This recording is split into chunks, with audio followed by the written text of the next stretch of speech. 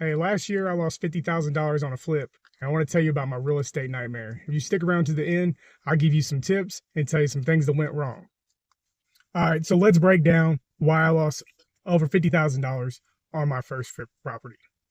So, what seemingly was going to be a great flip turned into a real estate nightmare. So, first of all, we'll start like any typical deal. Um, we ran an analysis, and at the end of the analysis, we determined that after the repairs, this property would have been worth $215,000. Here was my first mistake. I got that information from several different people. One person even told me that this ARV is kind of hard, but I went with it because it was verified by a couple different sources. But I did see one thing that I should have took serious. And I saw the exact same floor plan redid to basically the standards I was going to do, and it was $50,000 less. Now, I convinced myself through what other people were saying and the fact that I thought that we would do a little bit about a job.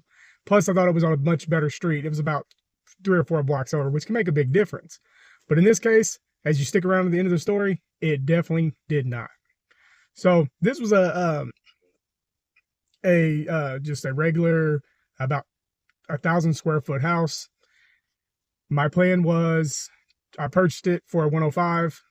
My rehab was going to be about 50, put it at 150. And then I sell it for, I think I might have just said 215, but the estimated ARV came back at 226. So I had a pretty nice spread. So the ARV was the first problem. The second problem, I went severely over budget. And I went with not high end appliances, but much more expensive than I really needed to spend for the flip. Definitely overpaid on granite. With about $85 a square foot installed, should have been somewhere around 40. So that was a mistake. That cost me about $1,500, which may not seem like a lot, but when you're doing a flip on a scale where you're spending a lot of money, $1,500 is a lot. So definitely a tip there is stick with what the area is doing. Don't over rehab. Don't overdo it. Not even in the slightest, because most likely it's not going to be a good cash on cash return. So just do nice looking. You can be a little bit better than the rest, but don't put try to make a $500,000 house in a $200,000 neighborhood. It's just not going to work. So that goes on to my number 3 problem, which was contractor, because I had a contractor give me a quote on a lot of things and then wanted to change the price or say I forgot this or forgot that. Now, I warn you that this was my mistake as well, because I should have wrote a better contract. I hardly even wrote one. But it's a tip, write a contract, make sure everything's in writing. I do that from now on. Matter of fact, anything over $600, put in a contract. You can even go below that. That's up to you. But anyways, that contractor would disappear on me weeks at a time. So obviously I don't work for that contractor no more. But that's another issue you will run into. And I've yet to find a contractor that's going to necessarily meet all your needs. So for me, showing up is going to be a big one. And then I have speculations about some other things, which I'm going to go to next. The property was robbed not once, but twice. The first time, there's a lot of weird stuff that happened, like security camera missing, doors left unlocked, and sketchy people being hired to take trash away, which ended up being the ones stealing because I got them on camera. They not even broke in. There was no forced entry. Got in, but the security camera was disabled on a Sunday morning when they knew I wasn't going to be there. Obviously, they staked out the spot. Stole appliances and everything.